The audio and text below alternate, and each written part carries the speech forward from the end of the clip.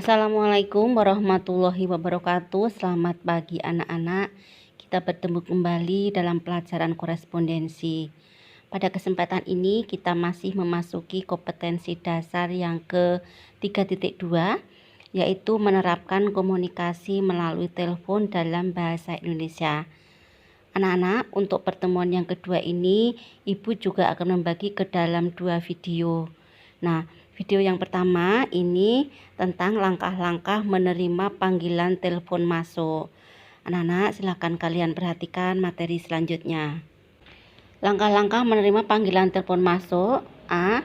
Siapkan alat tulis berupa pensil atau pulpen dan buku catatan, bisa berupa bloknot atau spiral box, bisa juga dengan LPT. B. Jangan biarkan telepon berdering lebih dari 3 kali. C. Setelah panggilan telepon masuk, diangkat, selanjutnya sampaikan salam sesuai waktu. Misalnya, selamat pagi, PT Prima dengan Ani, ada yang bisa saya bantu? Atau bisa juga dengan PT Prima selamat siang dengan Novi, ada yang bisa saya bantu? Gitu ya. D. Apabila panggilan telepon masuk tersebut untuk staf administrasi atau sekretaris, maka setelah penelpon menyampaikan akan bicara dengan staf administrasi atau sekretaris, tanganilah langsung tanpa memberitahukan atasan. Kamu di sini kedudukannya adalah sebagai staf administrasi kantor atau sekretaris ya. Jika telepon ini untuk kamu sebagai sekretaris atau administrasi kantor, kamu langsung bisa menangani dan menjawab pertanyaan-pertanyaan dari si penelpon tanpa harus memberitahukan kepada atasan kamu. Nah, ini yang harus kalian perhatikan ya. Bila dering 1 kali, perusahaan tersebut solid, artinya langsung diangkat gitu ya. Kalau dering 2 kali telepon baru diangkat, berarti perusahaan sedang berjalan lancar. Kalau deringnya 3 kali baru diangkat, wajar sebagai perusahaan sibuk.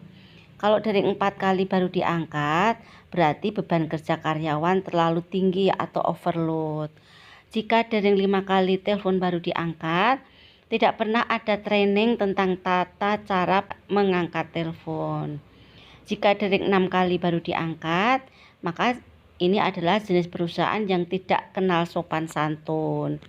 Jika dering 7 kali baru diangkat, perusahaan ini kayaknya udah nyaris bangkrut ya. Nah, kalau sudah tidak diangkat, berarti perusahaan ini sudah tutup. Menerima panggilan telepon masuk untuk atasan.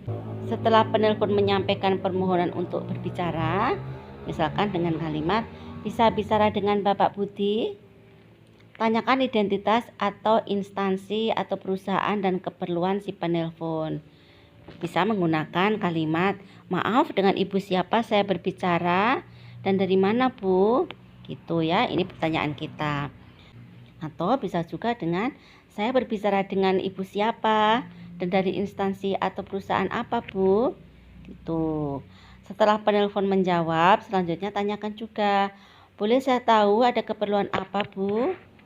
Setelah penelpon menyampaikan identitas dan perusahaannya, kemudian mintalah waktu untuk konfirmasi dahulu dengan atasan Anda. Nah, kamu bisa menyampaikannya ke si penelpon. Bisa ditunggu Bu Tuti, saya akan sambungkan dengan Bapak Budi. Atau bisa juga dengan kalimat, sebentar Bu Tuti, saya akan sambungkan dengan Pak Budi. Sekarang kalau atasan bersedia menerima panggilan telepon masuk. Setelah Anda berbicara dengan atasan Anda terlebih dahulu, misalnya kalimatnya, Pak Budi, ada telepon dari Ibu Tuti, akan berbicara dengan Bapak, apakah Bapak bersedia? Nah, itu kalimat yang kita sampaikan kepada atasan kita, karena si penelpon akan berbicara dengan atasan kita. Apabila atasan Anda bersedia, Anda kembali kepada si penelpon dan mempersilahkan untuk berbicara dengan atasan. Setelah itu, Anda sambungkan kepada atasan atau pimpinan Anda. B. Kalau atasan tidak bersedia menerima panggilan telepon masuk ya. Nah, jika atasan tidak bersedia menerima panggilan telepon masuk, yang harus dilakukan oleh staf administrasi kantor adalah sebagai berikut. Maaf, Bapak Budi sedang tidak ada di ruangan. Apa Ibu ada pesan? Atau juga, Maaf, Bapak Budi sedang di ruang direksi. Apakah ada pesan untuk Bapak Budi? Atau, maaf, Bapak Budi sedang rapat di gedung pusat. Apakah ada pesan, Bu? Nah, ini kalimat-kalimat yang halus untuk mengatakan bahwa pimpinan kita sebenarnya tidak mau menerima panggilan telepon masuk dari si penelpon itu, ya. Maka kita bisa menyampaikan dengan kalimat-kalimat seperti di atas. 2. Apabila atasan tidak ada di tempat. Saat penelpon akan berbicara dengan atasan dan atasan tidak ada di tempat, maka staf administrasi kantor atau sekretaris dapat menginformasikan kepada si penelpon sesuai dengan jadwal kegiatan atasan atau pimpinan yang ada pada agenda kerja. Langkah selanjutnya, menyampaikan kepada penelpon dan tawarkan untuk meninggalkan pesan. Nah, sekarang kalimat-kalimat seperti apa yang kita sampaikan kepada si penelpon apabila atasan kita tidak ada di tempat?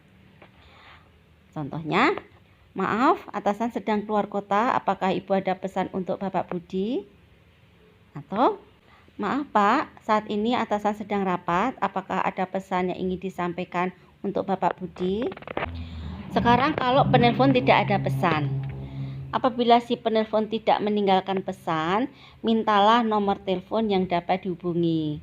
Misalnya, boleh saya tahu nomor telepon Ibu Tuti? Nanti kalau Bapak Budi kembali, saya akan kabari Ibu. Sekarang, jika penelpon ada pesan.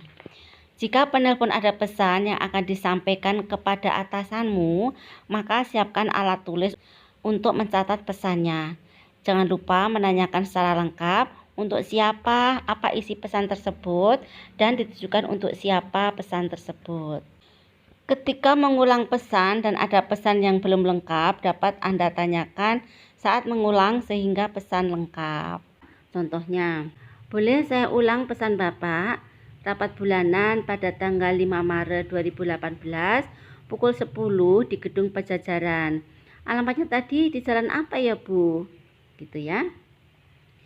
Setelah lengkap ditanyakan, kita bertanya lagi, apakah masih ada lagi pesan yang akan disampaikan, Pak? Tanyakan juga, boleh saya minta nomor telepon Ibu Tuti untuk konfirmasi? Setelah itu catatlah nomor telepon dan ulangi kembali. Misalnya ya, baik Ibu, terima kasih nomor teleponnya. Saya ulang ya Bu ya, 0215565677. Benar begitu Ibu? Gitu ya.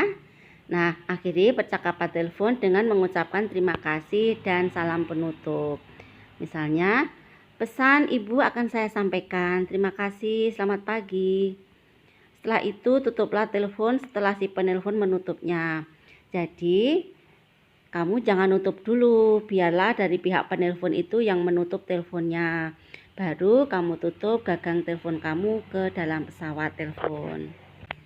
Hal-hal yang harus diperhatikan oleh petugas telepon dalam menerima telepon berdasarkan sumber panggilan masuk adalah sebagai berikut.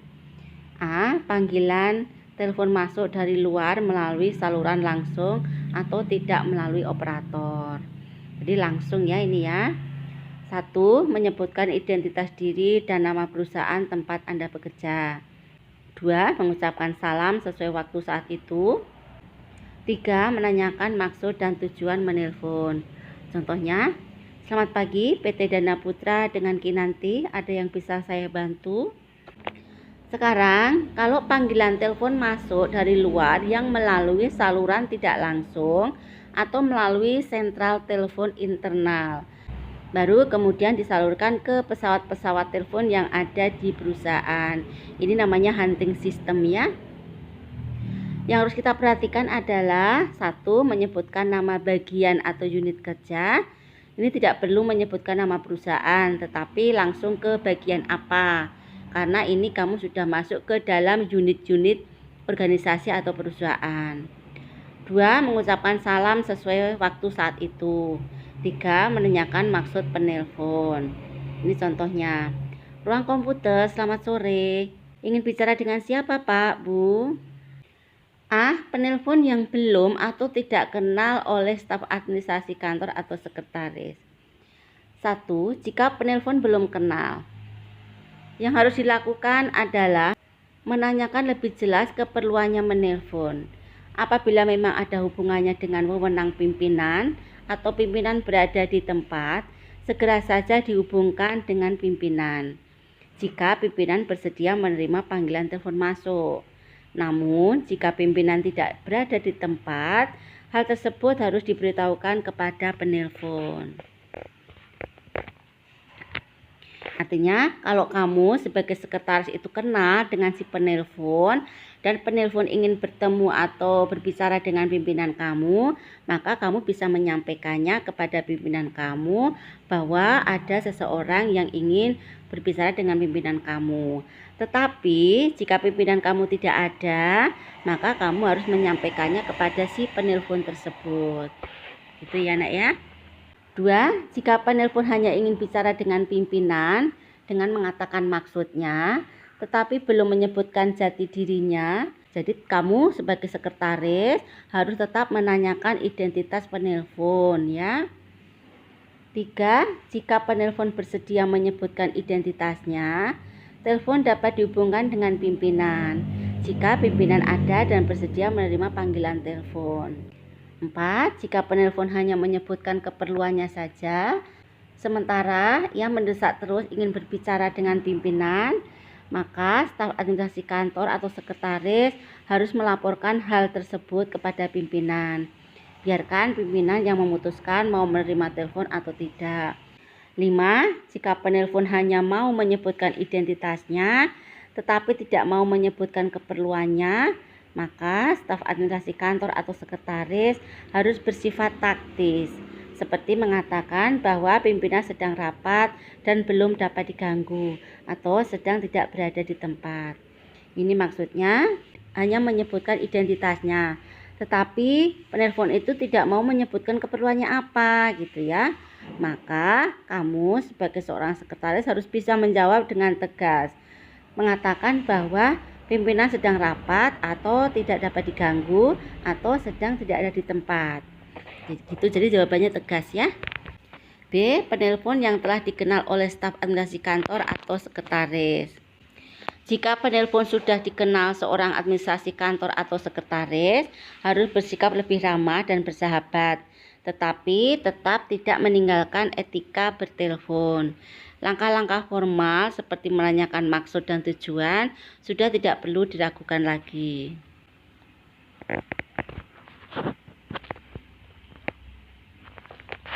C. Penelpon yang mempunyai kedudukan lebih tinggi dari pimpinan, setingkat atau lebih rendah dari pimpinan. Yang harus diperhatikan adalah 1. Menyebutkan identitas diri dan nama perusahaan Anda. 2. Mengucapkan salam sesuai waktu saat itu. 3. Menanyakan, ada yang bisa saya bantu Pak? Atau ingin berbicara dengan siapa Pak? Setelah mengetahui siapa yang ingin bicara dengan pimpinan, apabila pimpinan Anda dan bersedia menerima panggilan telepon, langsung saja dihubungkan dengan pimpinan sambil diutarakan nama penelpon yang ingin bicara tersebut. D. Penelpon yang salah sambung. Seringkali kita menerima telepon dari orang yang tidak kita kenal atau orang itu salah sambung masuk ke perusahaan kita. Maka kita bisa menyampaikannya. Maaf, Ibu salah sambung. Di sini kantor PT Pertamina. Silakan Ibu pastikan kembali nomor telepon yang dituju. Atau, maaf Pak, ini PT Pertamina. Atau, maaf, di sini bukan bagian pemasaran. Apakah Bapak ingin disambungkan ke bagian pemasaran? Jadi itu adalah contoh kalimat-kalimat yang halus untuk menyampaikan kepada si penelpon yang salah sambung tersebut. Anak-anak, demikian tadi materi yang Ibu sampaikan. Silakan kalian pelajari lagi. Kemudian untuk materi selanjutnya silakan kalian putar video berikutnya. Ibu akhiri, Assalamualaikum warahmatullahi wabarakatuh. Selamat pagi.